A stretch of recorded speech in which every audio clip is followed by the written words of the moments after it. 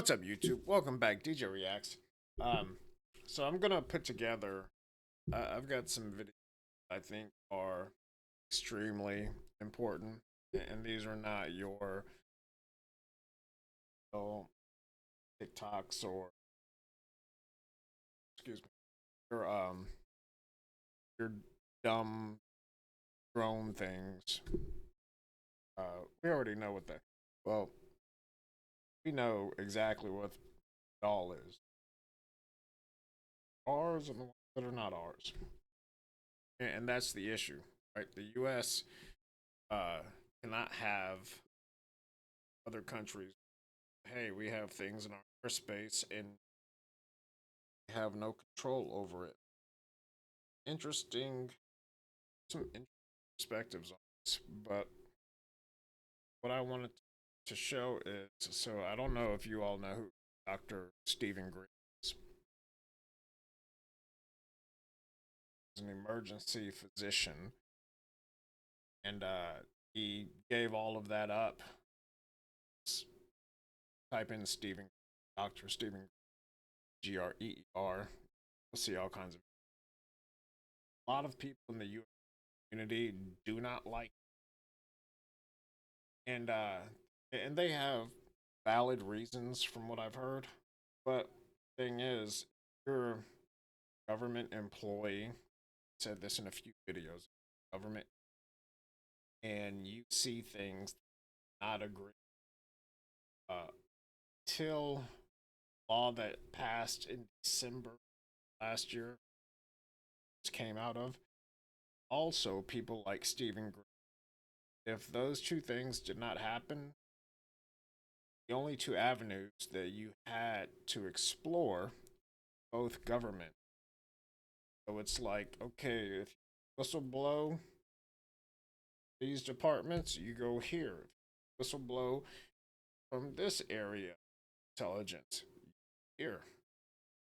Which is kind of like, hey, I want to tell on you and I'm going to you tell on you. Very bad idea. Now, the things that they're telling about, I would agree that should be known, should be stopped. And the reason, and a lot of people might not agree with that, I would never, I can't say I would never, I don't think I would ever blow up. I've had secret clearances, you know, there's a lot of things to ethics that you sign, but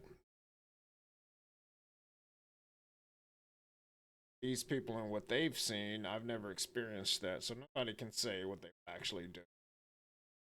Yeah, and the thing is, all of this is funded by taxpayer money, right? So it's not like you're working for a corporation who gets their money in a specific way.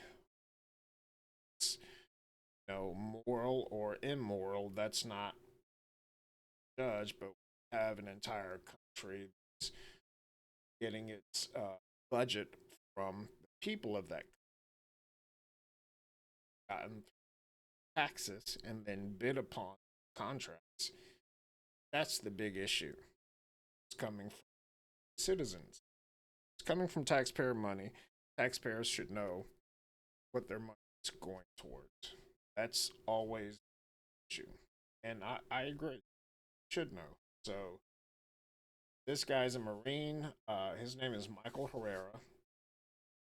And he has come out, he has testified under oath in front of Congress.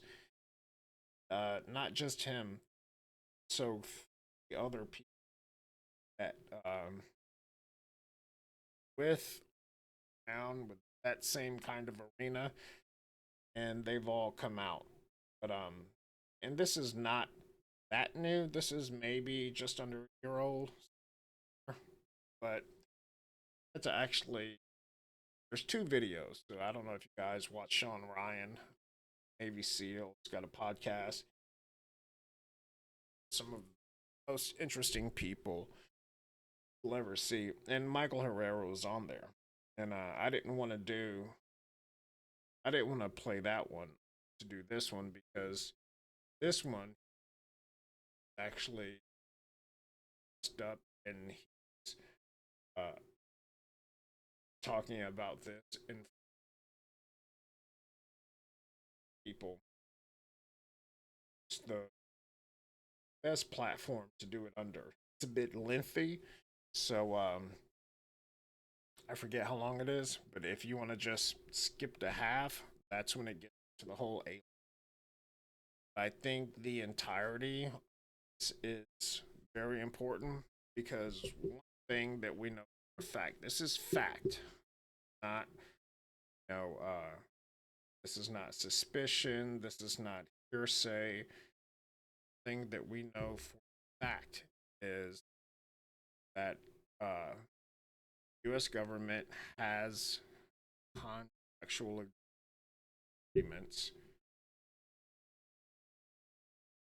contractual agreements, with aliens, extraterrestrials, or whatever you want to call them, have agreements with, and they are allowed to abduct people.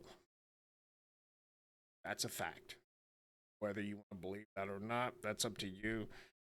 Uh, I've done the research, I've done the homework, but that's a fact. That's known. Not only that, we, as in Americans, assist them in that effort. So I'm doing these videos and about the 600,000 documented children 18 that go missing, trafficking, 800,000 on top of that that's undocumented. So at 1.2 million people from the US alone, continental United States. That's not even counting Canada. Talking about the native women that go missing because it's a racial thing up there. Uh, that's a lot of people. Not only is it a lot of people, it's a very specific demographic, and it's sad and it's disgusting. And but and I have no idea what part of this, I have no idea out of all of those people how much this contributes to that. The one thing that I do know, which is what they've talked about for a while, and I've diligence my research, um, when natural disasters happen, it's prime pickings for them because it's like massive flood, recently, and you've got all of these people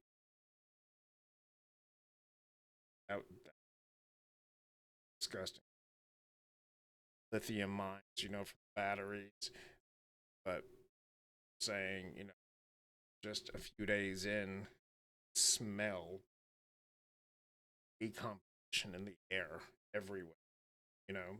And you had that man that had he had a small chopper, little person chopper, and he left his own son on a cliff to uh, bring life of a man back down. And when he came back, he said, can't can't go back up there. And he was like, well, I left my co-pilot to get him. Sheriff didn't know that the co-pilot was his son. He was co-pilot's up there. I'm going to get him. Go under arrest.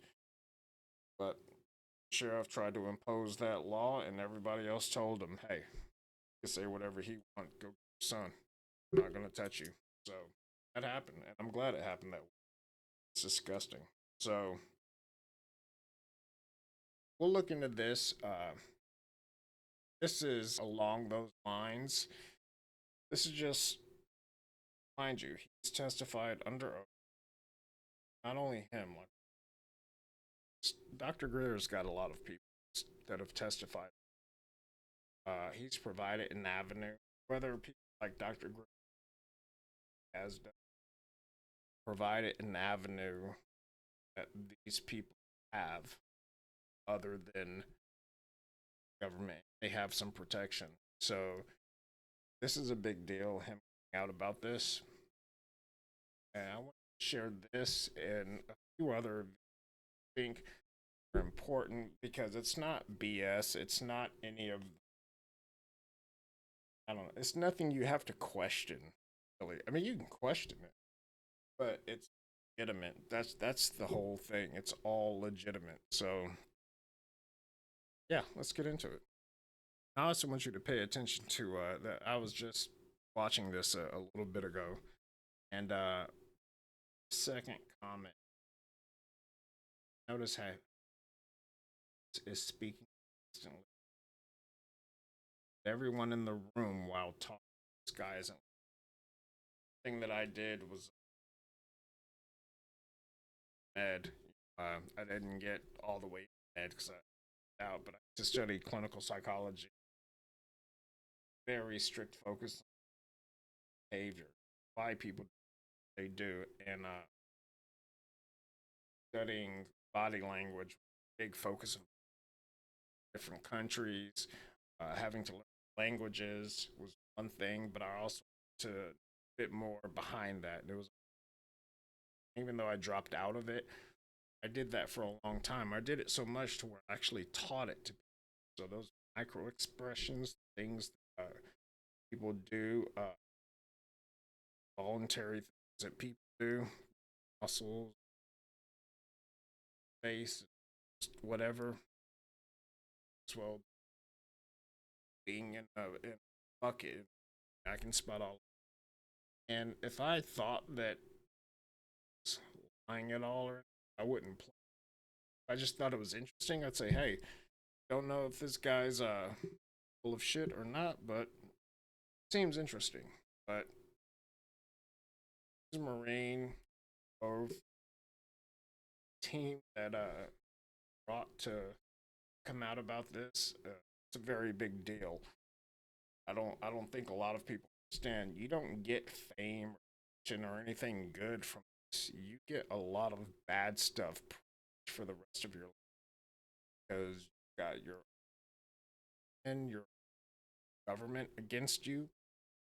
Got them throwing all kinds of roadblocks way throughout your life, whether you, your family, your children, parents, nothing good comes from this. So that's why this isn't something to glorify.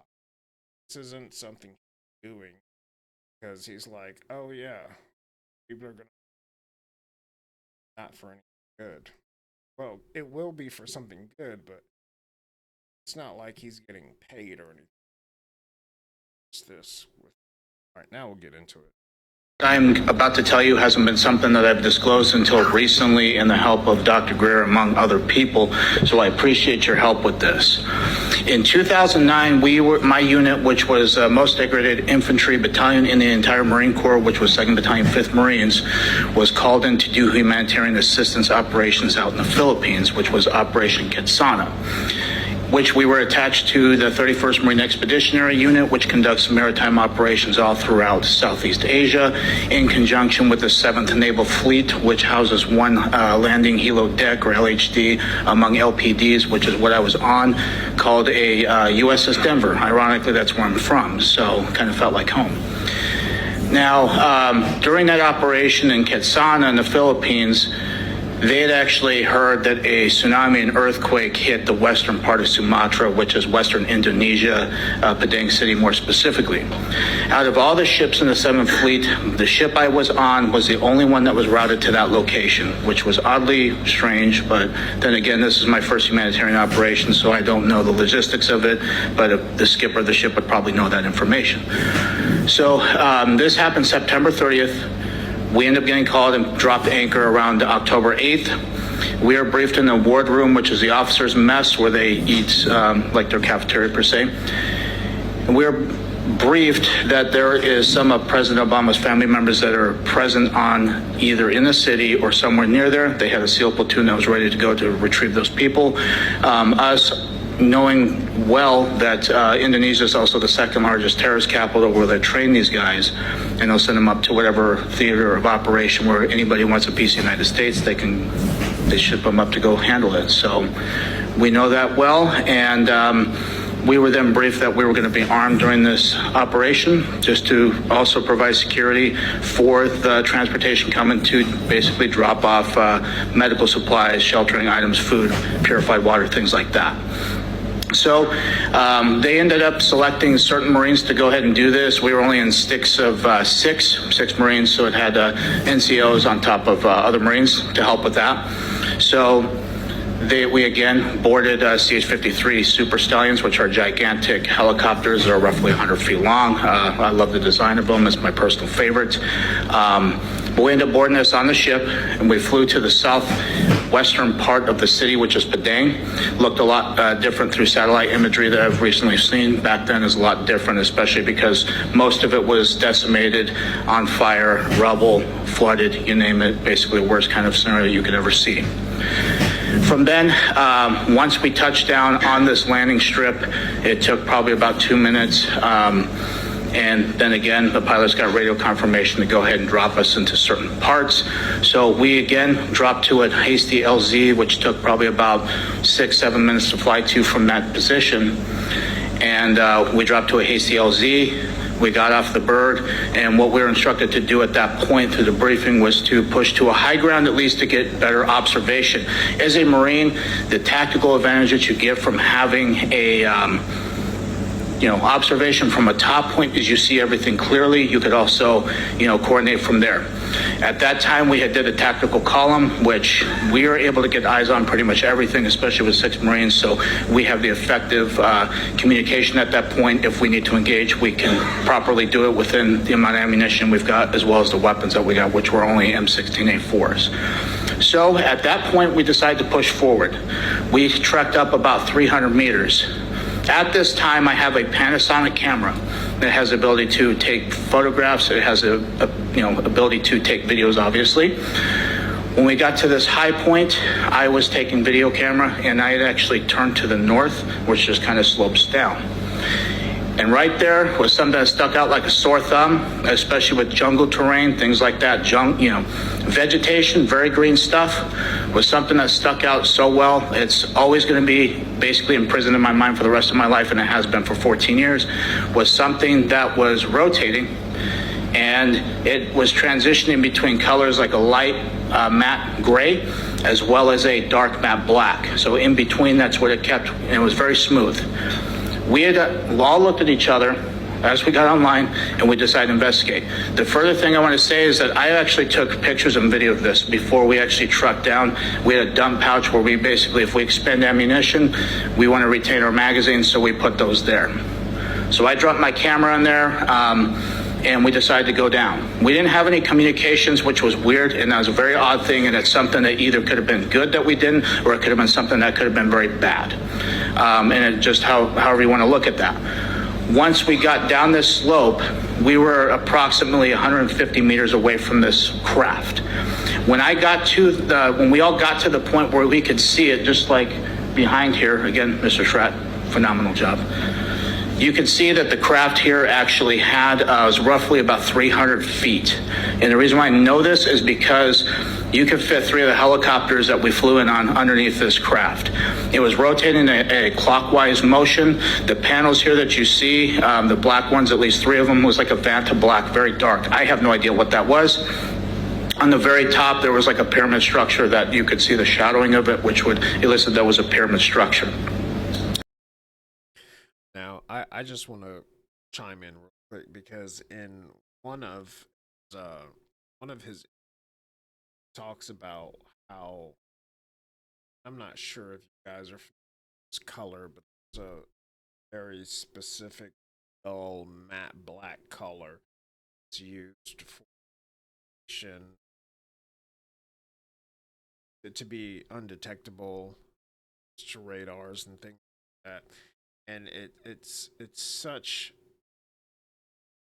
deep matte black that if you were to be just a few inches away from it, shine a flashlight, like a bright LED flashlight, onto it, it's not going to reflect light at all. And I remember that because I saw a bunch of, being in the car scene, I saw a bunch of cars that were being painted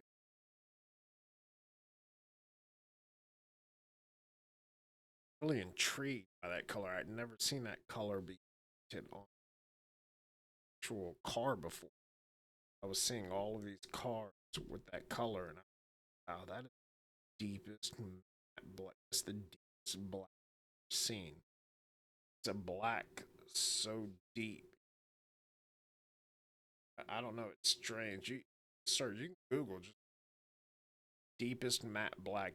There's a few names for it, but I don't know if the names that guys who paint cars, if it's the same name, what it is. Insane. They have the wraps like that. I was just dope to wrap my motorcycle. But yeah, it's a super deep matte black, and a lot of agencies, government, stealth for um, going fast, being detectable, radar, jammers, kind of deal. So that's what he's describing. He doesn't go into that much detail. One of his other, he's gone into a lot of detail about it, and that's why I know exactly what he's talking. And it had an audible hum to it, kind of like a guitar amp if you were to unplug that, or like a transformer. It's very audible. If I was to hear that sound again, I could tell you, okay, it's probably this thing or something similar to that. It's very distinct. And the way that it was floating, which was about 10 or 15, 20 feet off the ground, it was kind of a very eerie thing to see because I've never seen anything like that in my life. When we got up to that point, we were then intercepted by a team of soldiers or rogue military force, if you will. The most concerning thing about this is they all had American dialects. They had American gear. They had OTVs, black. They had black camouflage. They had very similar setups to what we have, but more high speed, something what you would see special operation groups these days have. They had no insignias on. They had no ranks. They had nothing that would signify who they were. They had black ball caps. They had M4A4s that were equipped with ACOGs, which was a step up from what we were currently issued. Mind you, this was in 2009 that he's referring to. He's not talking about last year, so just keep that in mind. Just keep that in mind of you can think of what you know as civilian technology, and government's going to have at least, if not 5 to 8 years more advanced than what civilians have at that time. Just remember that. So he's talking 2009. Have You don't have specific reasons to have that kind of tech for spend that kind of contracts type of tech.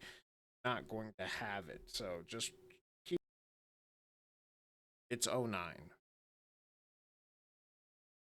As well as PEC 16 IR illumination devices that you use for night vision and night patrols, things like that. So we were engaged. We had 8 of them put the drop on us. You could audibly hear them blow the safety selectors off. They basically started screaming at us, telling us what we were doing. We were not allowed to be there. Who were we with? What were we doing there? Threatened that they could kill us right then and there. We could get lost in the jungle. They could throw us out of a helicopter if they needed to. It was very nerve-wracking at that point, especially looking to my fellow Marines and seeing the reactions on their faces too. We were all freaking scared, to say nonetheless. So with that being said, each Marine was then patted down along with myself. We had our weapons taken from us. They were basically cleared in condition 4, which means they had no round chamber, no magazine in. They dumped our magazines out of our mag pouches as well into the deck. And then again, because of Marine Corps order, how things are with that, we were told to keep our military ID in our left breast pocket. So they knew that. They asked for our military identification. We gave it to them, obviously, because they have guns in our face. So provided that to them. They had something that looked like modern day smartphones, but this is 2009. Okay, I just want to add, sorry for jumping in, but I just want to add, so when he was on Sean Ryan's show, into a lot more depth detail about this, he said there was around 15 of them. There were 6 on there were 6 within his group. said they jumped into formation so fast, and each one of the six had two rifles on them. So two people, then the other person's group, or then the other group, two people had guns on each of them. So got two people with a gun on each person. He's got six, so that's 12 people. It says there's 15, but he didn't go into much detail about. Well, he went into detail about 13 of them. Oh, what happened to the other two? But he's talking about, one is controlling everything, rest, two people, guns on one person. So that's where you get the 13.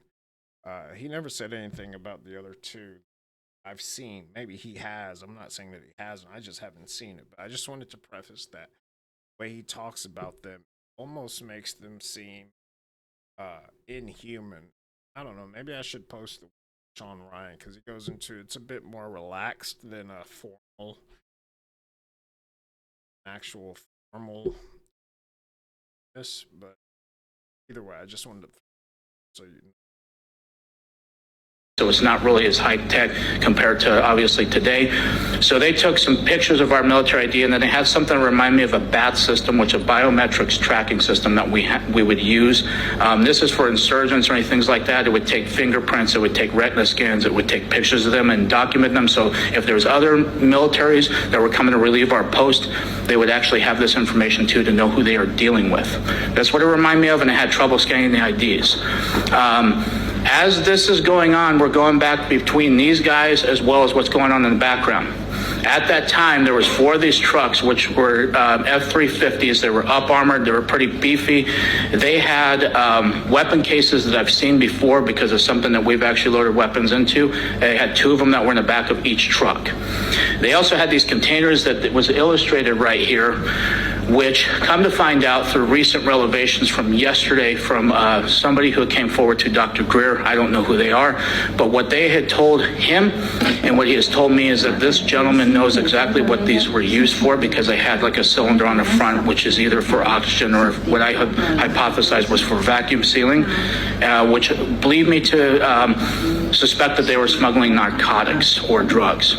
Come to find out it's more disturbing than that. This gentleman has first-hand account with this and says that it was for people. It's very disheartening, especially because that part of the world have already gotten ravaged, and it's something that is very hard to see right now because of what I've witnessed, and it's very disheartening. And this is why I'm up here. So they loaded these onto this platform that you can see right there, and as I got up there, like I said, I was going back and forth. These guys are still searching our stuff. They're still, pointing their weapons at us. And after the last 2 trucks that I saw that actually got onto that platform unloaded, they had 4 guys in each truck that would unload everything. However they did it, I can't tell you because, again, I was focused on this as well. And these trucks drove off. As that happened, this platform actually rose up off the ground itself. The top part of the craft actually met it down in the middle like this, and formed into one solid piece. It floated right above the tree line. As soon as it was able to break that tree line, it actually had on the corners of each of these, which was an octagonal shape craft, by the way, on each corner it emanated a light. It was either red, yellow, green, or blue. Only those 4 colors I can distinctly remember. It didn't make any additional high-pitched sounds when it rose up. Once it got past that tree line, it shot over to the left, basically where the ocean was, and so fast, I would estimate probably 3, 4, 5,000 miles an hour instantaneous like that. There was no rotor wash, no exhaust that would disturb the trees, vegetation. The coconuts that were on these trees were not even touched. It produced no sonic boom. That's the part I wanted to focus on. So think about what he just said. He said there was wash, nothing that would disturb vegetation. Talking what he describes, and I'm ad libbing from his interview, Sean Ryan, because he goes, it's a much less informal interview. So he's talking a lot more casually. But yeah, so he describes, it's like a concrete platform, bottom, shaped like a divot to where the craft could go into. Craft was hovering above it and then spinning clockwise slowly. Describes the panel, deep matte black.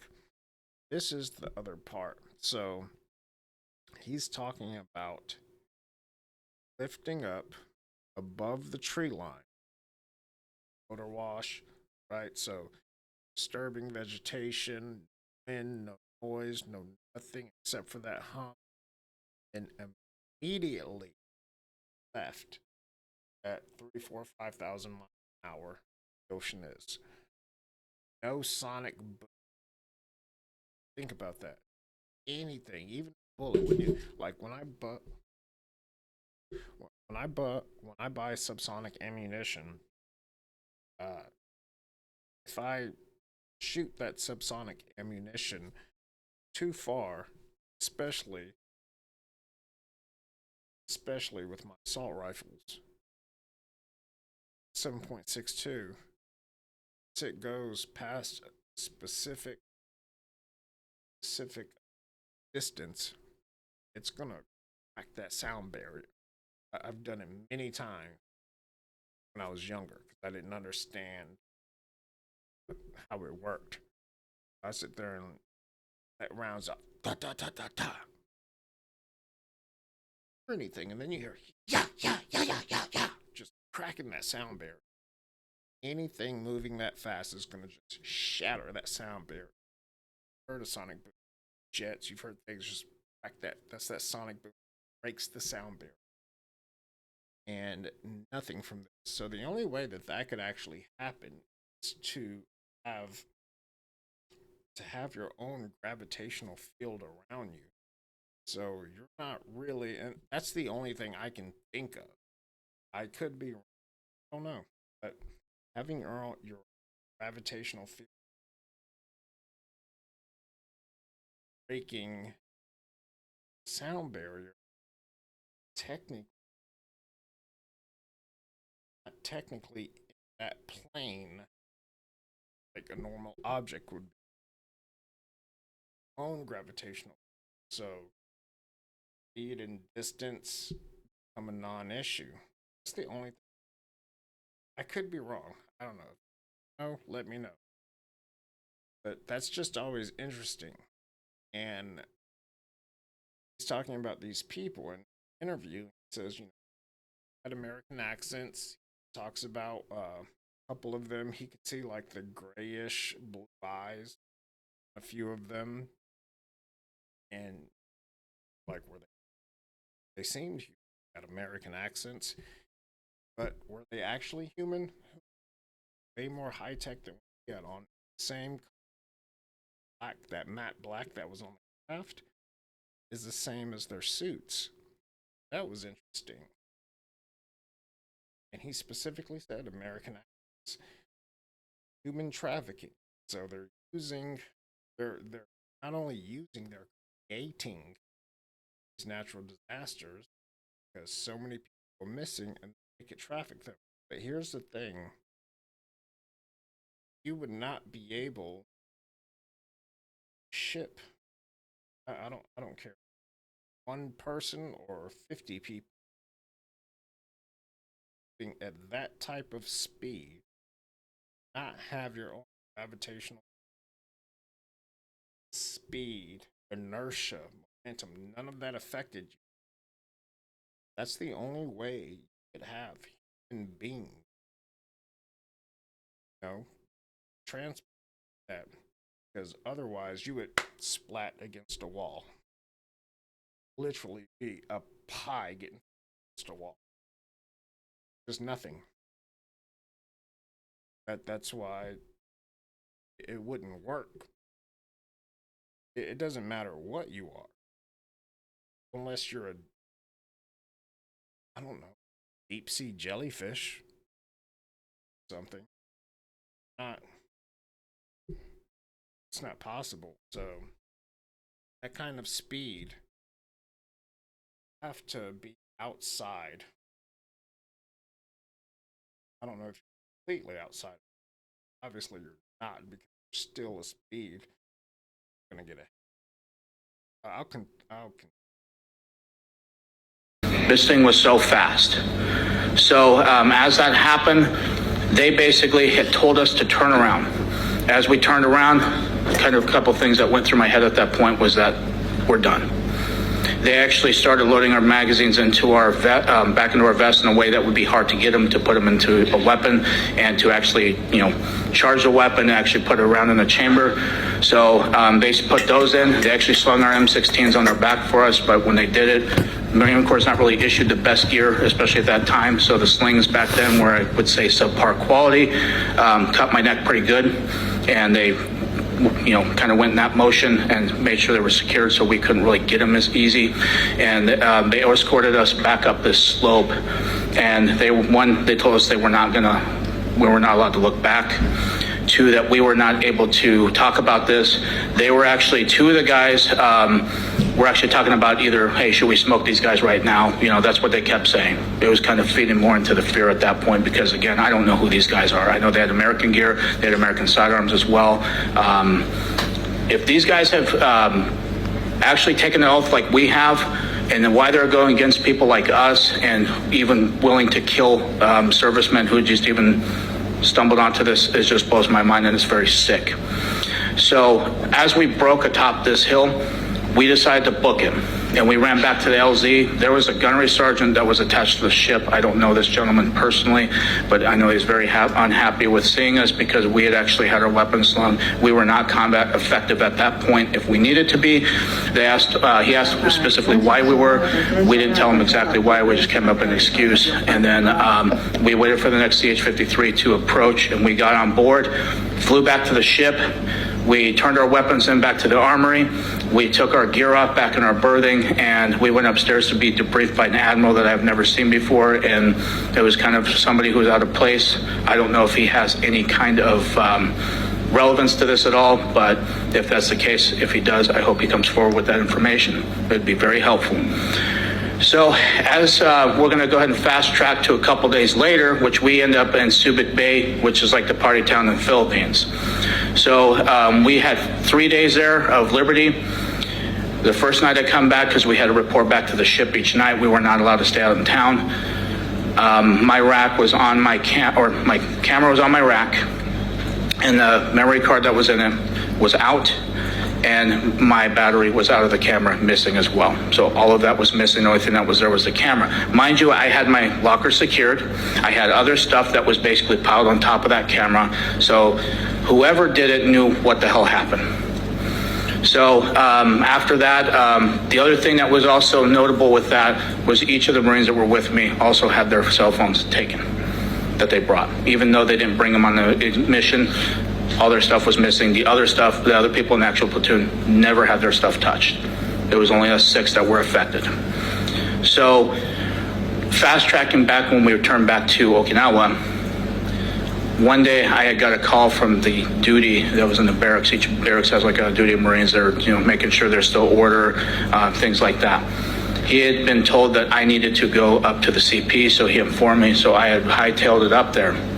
And oddly enough, there was nobody in the building, except for one gentleman who was wearing Air Force dress blues that was missing a name tag, which I understand in Air Force policy or regulations that they were supposed to wear a name tag, and he did not have that. I gave him the proper greeting of the day. Okay, that's the end of that one. I'm going to go through a couple more. Like I said, these are all actual true vetted things, not stuff that you see that playing or whatever. It's not that. So like I said, if you want to skip ahead a lot of the minutes, you skipped to the good stuff, but I think the foundation is personally okay. So this one's pretty short. So this is Daniel Sheehan, and now I did a video on it, and the most important thing about Daniel Sheehan is every conspiracy theory over the last 30 years that you've probably ever heard of, he is involved in. He is the lawyer for Jesuits. He knows the Pope personally. He's the lawyer for a lot of the Jesuits. I don't know if you guys know, but uh, even though I posted a video about the Jesuits, and I personally think being a Jesuit is probably one of the most difficult things because all of them, all of them personally answer to the Pope. It's not like they have a department that when Jesuit does something, he has to answer to them and they answer to the Pope. No, each one of them specifically, individually, has a relationship with the Pope. And each one of them has at least one PhD. I'm not saying that having a PhD makes you super smart or anything like that. Not at all, not even remotely. Saying that the stipulations for being a Jesuit higher than damn near anything I can think of because you have to have at least one PhD, at least one. Most of them have two or three. Run everything: science, stellar, your physics, your religion. So much and so corrupt. But um, but yeah. So Daniel Sheehan, Danny Sheehan. There's so much about him. Just in a video on him. I'll probably do another one. There's so much to get into. But yeah, he kind of fell into these positions, and most of the legal people that you see, even with Stephen Gray, uh, if something happens, people, Sheehan, and so he's been actually most of these things from the legal side. Yeah, so I'll play this to a couple real quick. If you could declassify one secret around UFO UAP phenomena, what would it be? There are index cards in S4 where extraterrestrial beings have been taken to S4, which is in the Area 50. 11 miles from Area 51. Area 51. And this is a very secret place, and S4 is down in the ground, and they've taken living ETs there and down into the ground where they have questioned them.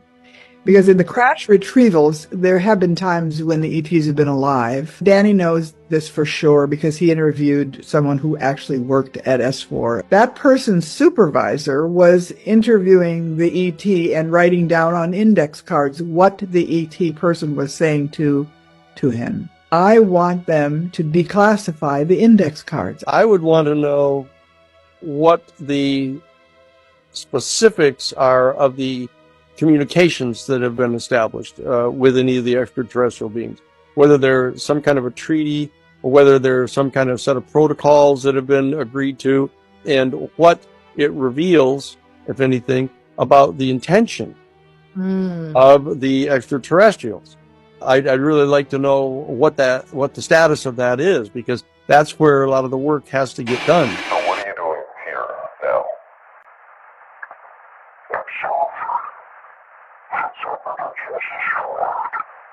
How?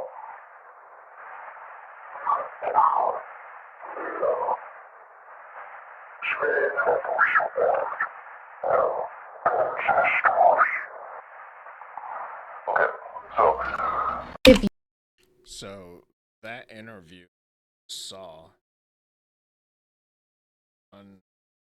including Danny Sheehan, says that it's real. There's two that people, they came out a long time ago. 90s came out. Sent these around to that do animatronics and such, and they're like, you guys think of this? Does this look like something it's easily faked. Really going through all of them said absolutely that is cuts aren't do it and then cut and do it and add stuff. That would make a big difference. It would be fake, but it's not there. And notice, they're not asking. They're not asking. Is this real? We're saying we want to know protocols. And so you have things like, I find this interesting because there's an interview where they discuss, I'll post this a bit later. They discuss that the US and extraterrestrials called non-humans, they have a treaty, this government, and a part of that treaty allows them to abduct people. But the reason why they do that, and the US helps them with man-made craft of their own that emulates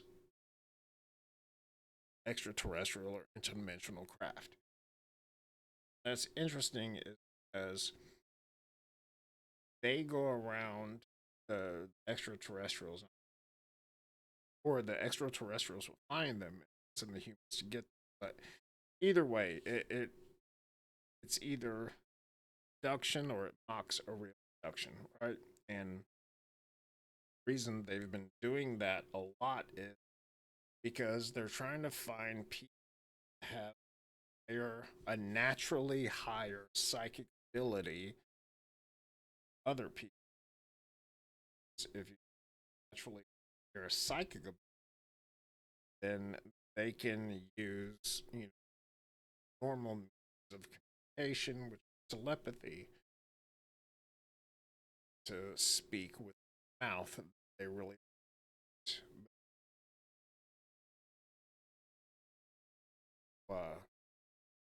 they're actually us, just way older, live way longer. An interesting point because we used to live. Okay, telomeres got shortened. Telomere is the part they see scope singed in half. Not to throw Judeo-Christian Bible,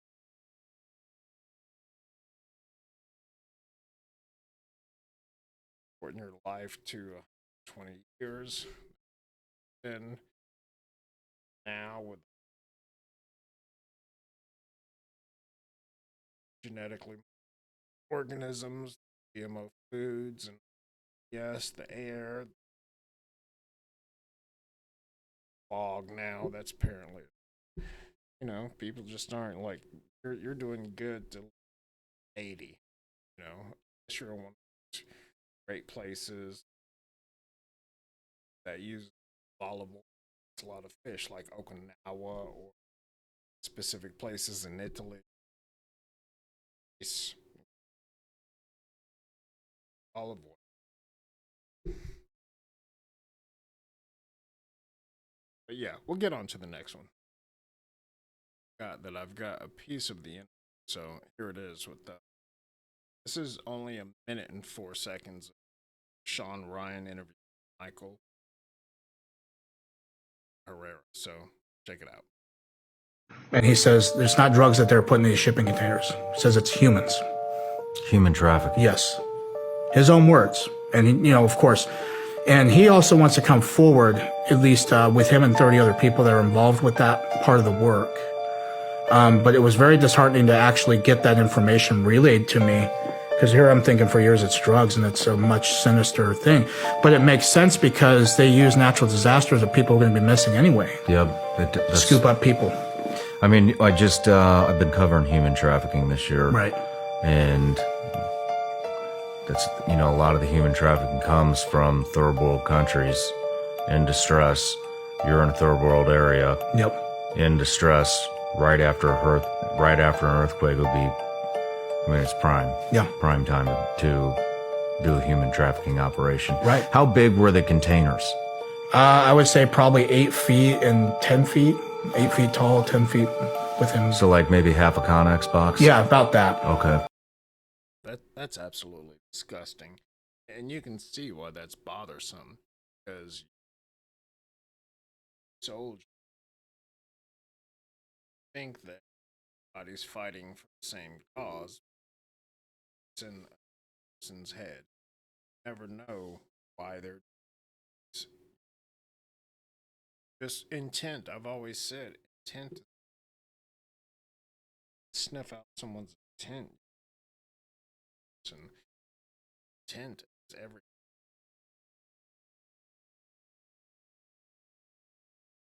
Talking to people that are true patriots, people that are true humanitarians.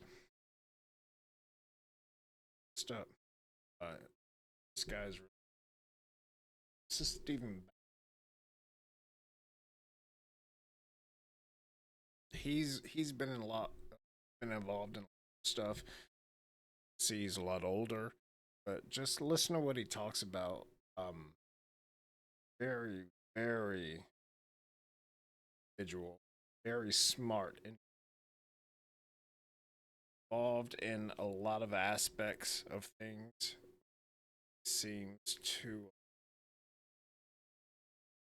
Always seems to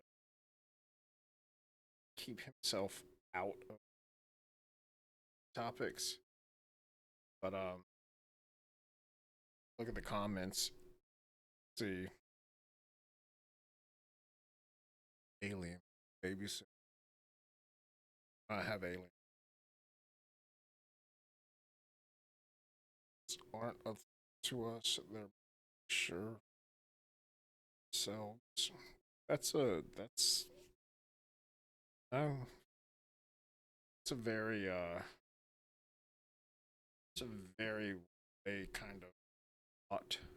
You know, talking about species, it's individuals. That's like saying, if verse was true and we were the aliens.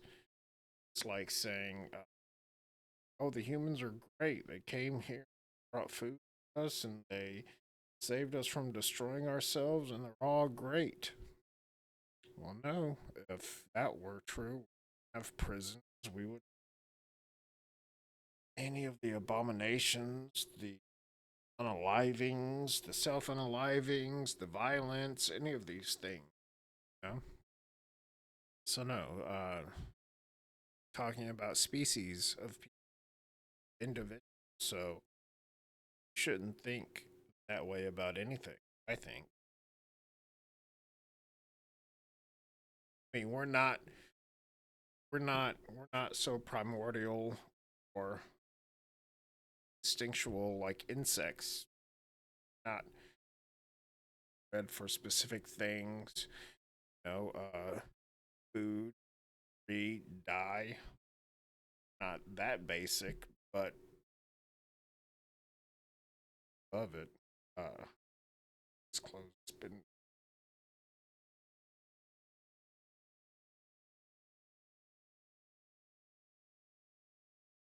No, it's not. So, no, that's not true. You look at few of my older videos. Doesn't have Jaguar rider and it's BS going on right now. Not BS. I don't say BS, but look at some of my other videos. You'll see that I've posted the link and I've discussed this. I'm just not gonna video. It's what a lot of people get is there is a 64-page bill that's been presented to Congress. And I said this numerous times in the video. What you see in these congressional hearings, it's a dog and pony show, 1,000%. And I know that makes sense, 1,000%. Anyways, it's a dog and pony show. It's all scripted. The reason it's all scripted is because it's to let American people know that, hey, the conversation is happening. And obviously, they cannot reveal certain information just nilly, like they're not gonna, they cannot do it. They're restricted contractually against doing it. Cannot happen publicly. But yeah, they can show that they're having the conversation. That's the important part. Now, there's a 64-page document, 64-page bill that documents the next 7 years of how disclosure will happen. And this is what we have to go on. At one point, I said I may talk about that here and there. Not going to do a video. Trust me. You don't want to hear. It's interesting to me. I've read it. You don't want to hear me sit. I don't even want to hear me sit there and talk about 64. Like reading a white paper on TCP. You don't want to hear anybody talk about a 64-page document disclosure. It's just, unless you want to you just want to sleep, want to have a good nap. That, I mean, hell, I'll be asleep by page 6. You know, it's interesting, but it's not like eyebrow raising interesting. So, but this guy's interesting. Just listen to what he says. Don't listen to what I say. The United States government knew about the ET presence no later than July of 1947 in Roswell. Made the decision at that time to keep that from the American people. Fine. Almost exactly 5 years later to the week, there was a significant flyover of Washington, D.C. The U.S. government had a problem. General John Sanford made the response for the government, which was equivocative, but not unreasonable. But also there came a response from Donald Keogh, who flat out said, these are extraterrestrials.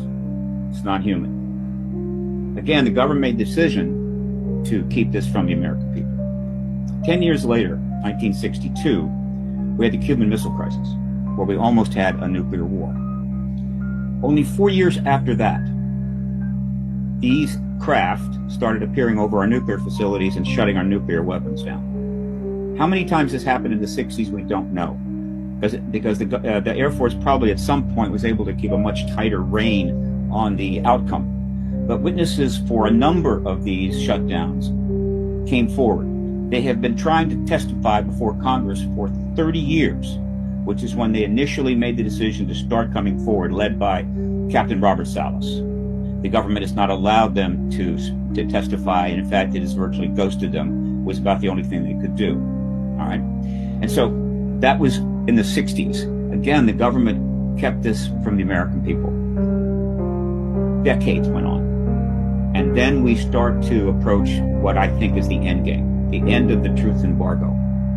And we start moving into that 7-year period, starting in 2017. But it's not been easy.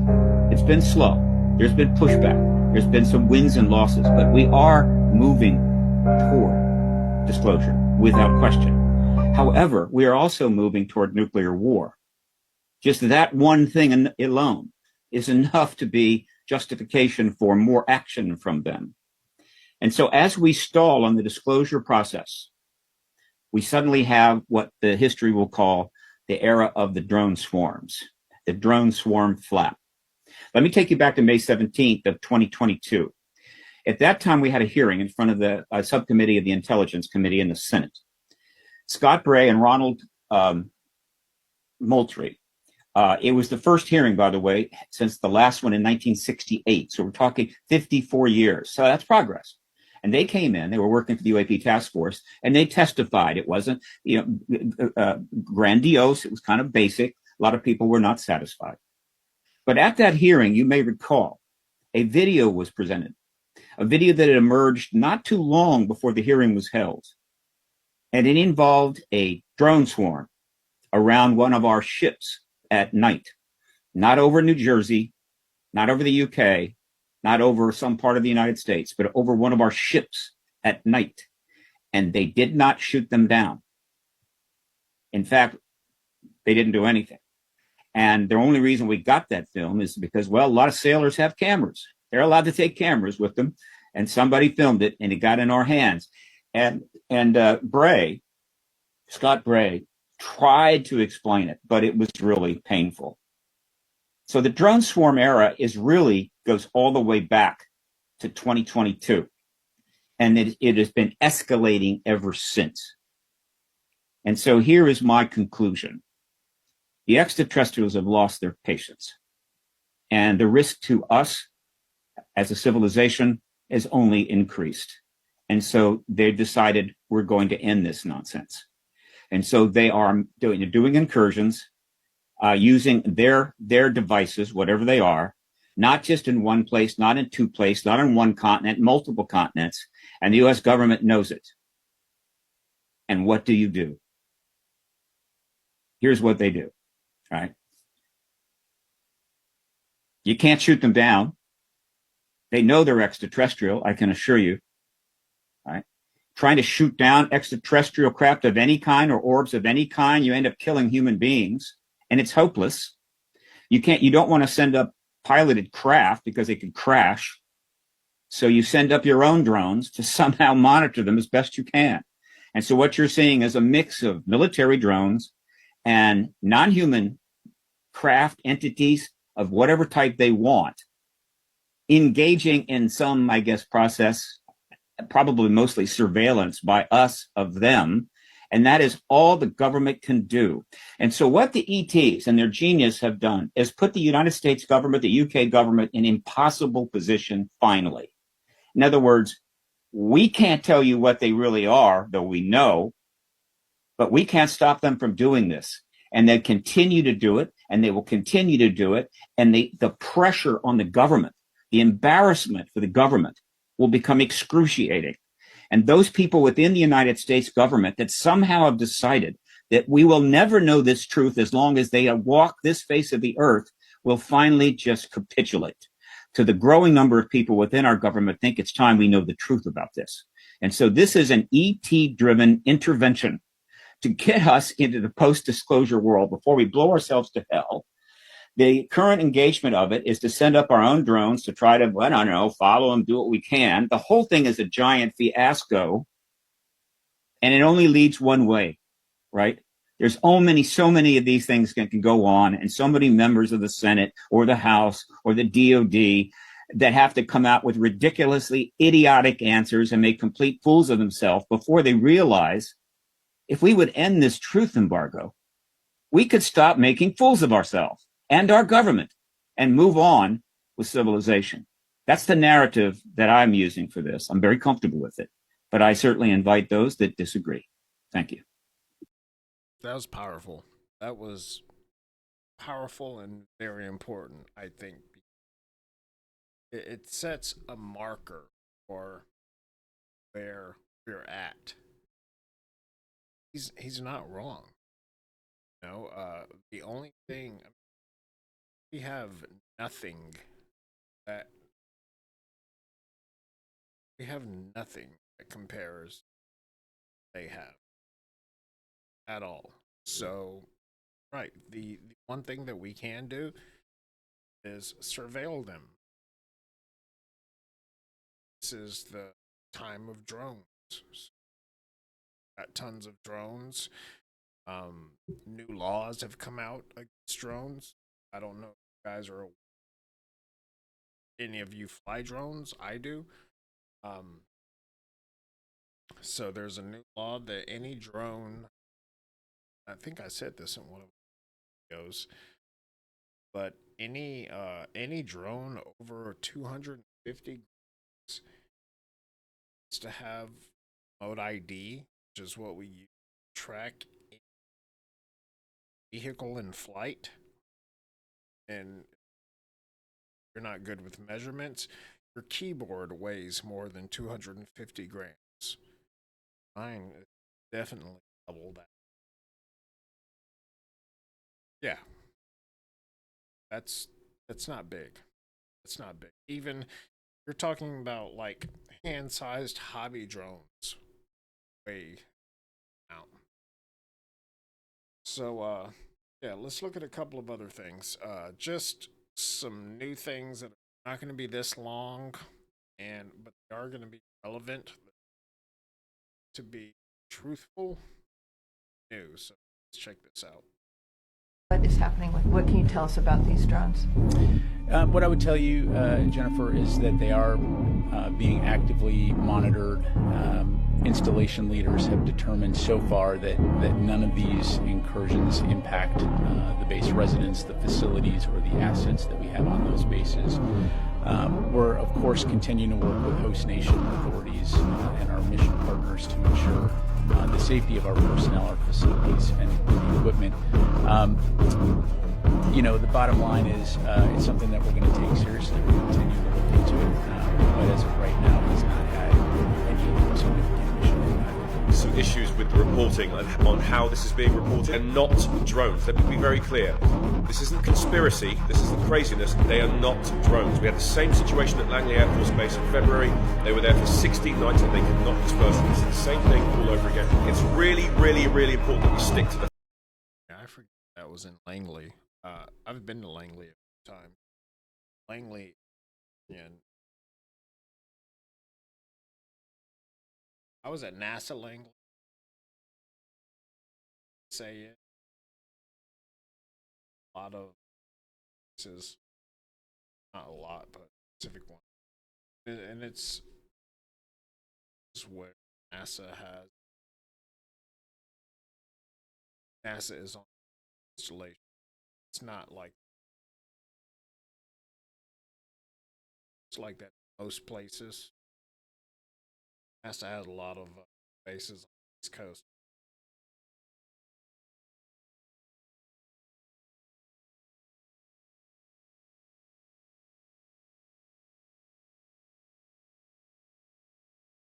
Sucked, especially because I didn't know what the hell Easter was. It's kind of piss in my face. I'm an aggressive driver, though, so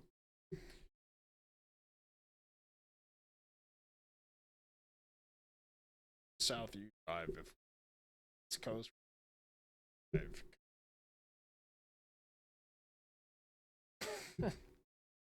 All right, let's check another one out. Trees! What the fuck, bro? What the fuck? Those are fucking there, bro! Over here, bro! Oh my god, bro! Oh. Baby, don't move. I'm outside the truck. Don't move. There's a shit ton.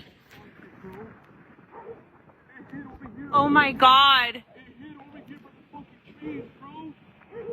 It's behind the houses now! Bro! Babe, you want me to pull forward? You see them, bro? You see them? Over there, bro! My heart's pounding. Bro, I'm fucking crying right now, bro! Don't move, please. Yo!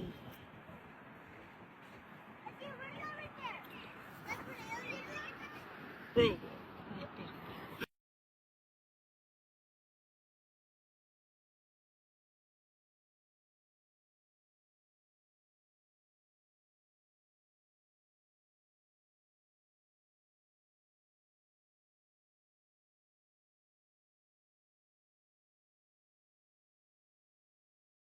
Yeah, I love when people just absolutely flip their phones in different ways, so you have to adjust your neck to see what.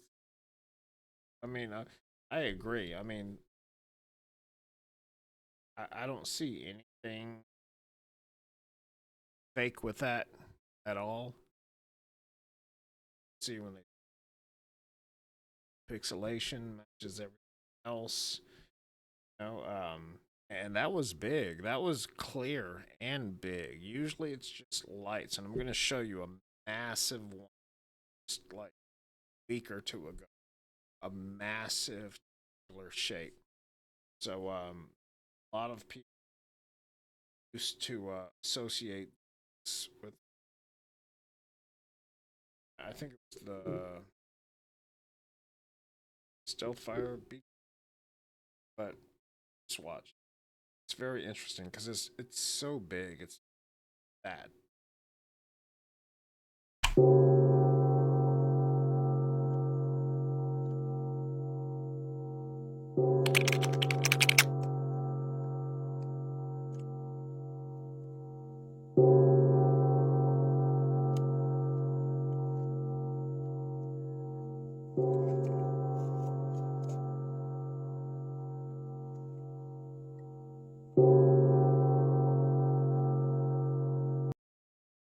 I mean, I know the size is unfathomable because you have no reference points. That's the hard thing in the sky. Even if you were in the sky with it, you know, unless you were, you know, within like 100 feet of it, you wouldn't even be able to tell the size of it.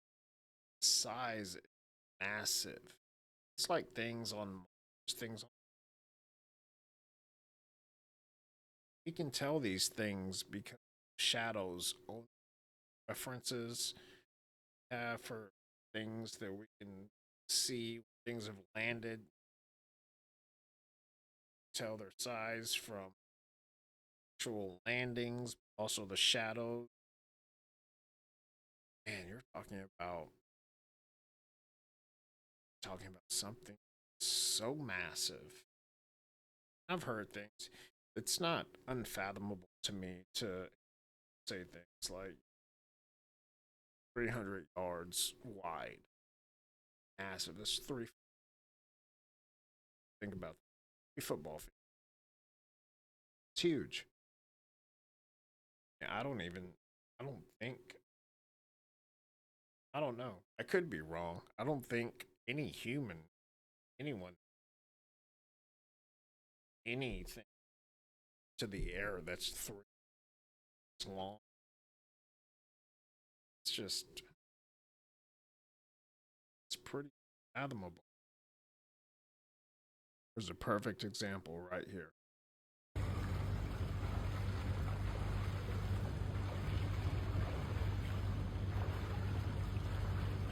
See that? Nobody. It's so silent. And that's just over the Canary Islands. Black, it's silent. And there's no reference point. No idea the size of that.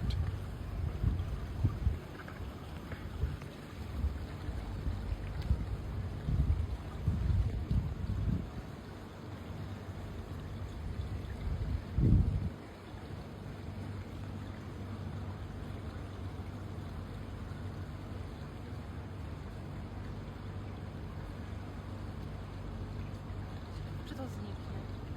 Nie wiem. Już dalej się przybliżyć nie da. Just talking about I know I'm a bit late to this video, but this is talking about the drones. You know, I'm not political whatsoever, but I think I don't know if it's I'm sure it's a plan. I don't know if it's an honest move.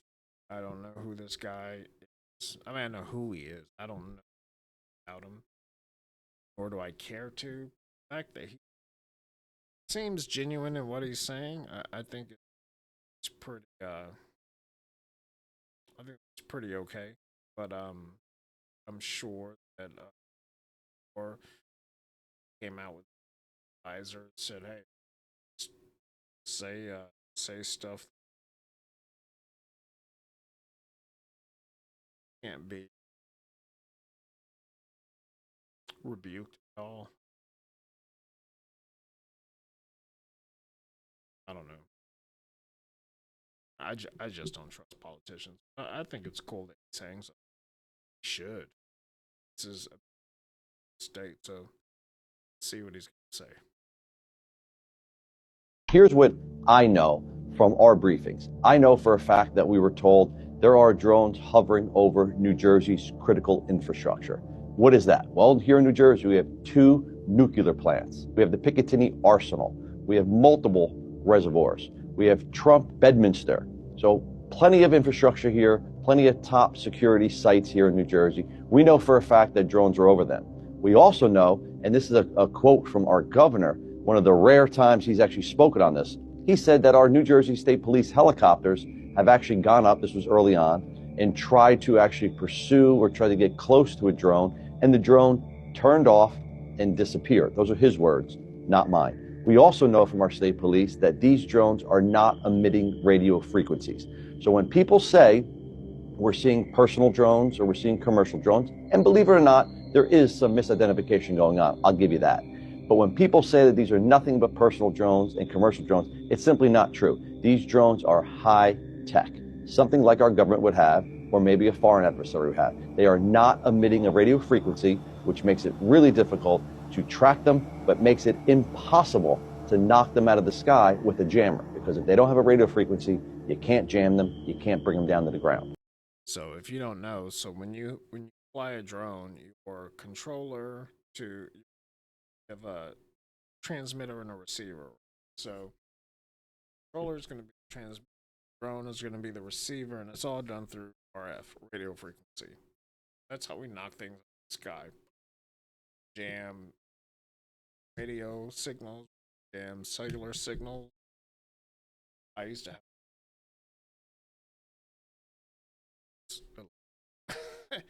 but I've heard of people that have had them. They would go to a mall back in the day and or something, some area where there's a lot of people gathering, just turn it on, jam all of the cellular signals, and then see people, hello, hey, hello, can you, hello? Just out of that, with like 40, 50 people, I've heard it's awesome. So, but yeah, these don't have that. I've already heard they don't get a heat signature, so thing that makes it also don't have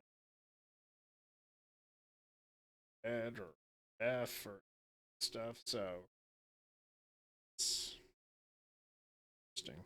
It doesn't take a lot to signature.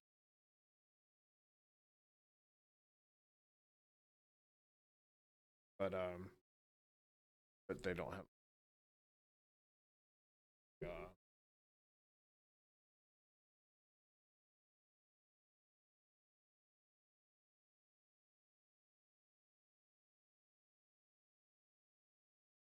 depending on the speed. I don't know. Okay, this is the last guy. CIA veteran. Civil.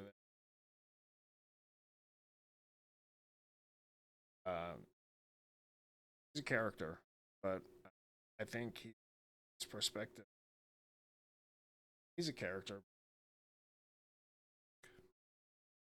It's not about $22 million and the Pentagon has a UFO program. It's about there's an entity out there. There's some kind of non-human intelligence that's living with us on this fucking planet. I'm sorry, I'm getting all around here. That story. And she said they wouldn't let me run it like that. And it's still very, very difficult. So I give the New York Times a lot of credit for running this story, but for missing the big point. We're not alone, and we never have been alone. And I think that's what Chris Mellon got across when he got the Navy. And again, the Navy is a very, very small part of this. The Navy is just this one little small program that they started because they were seeing all this stuff, right? you don't know who Chris Mellon is, look into the Mellon family. Chris Mellon is, I haven't done a video on him yet. I'm gathering some information to do one. It's hard to do because Chris Mellon and the Mellon family, Chris Mellon knows more about all of this than anybody on earth. I can more than likely guarantee that. And even Danny Sheehan understands Chris Mellon, extreme sophisticated and poised individual, as he should be, considering his pedigree.